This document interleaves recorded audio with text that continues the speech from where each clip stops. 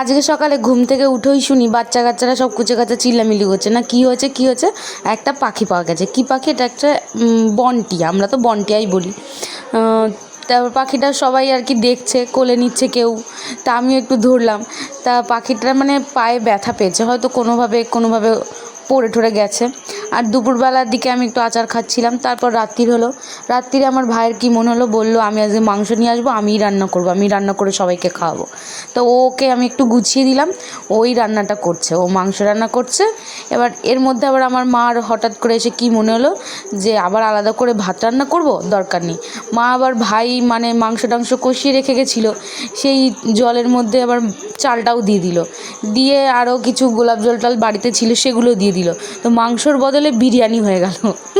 মাংস দিয়ে চাল দিয়ে একবারে ফুটিয়ে বিরিয়ানি খাও, খেতে দারুণ টেস্টি হয়েছিল। তো যাই হোক, ডিনার কিন্তু কমপ্লিট। তো দেখা হচ্ছে নতুন কোনো ভিডিও। টাটা।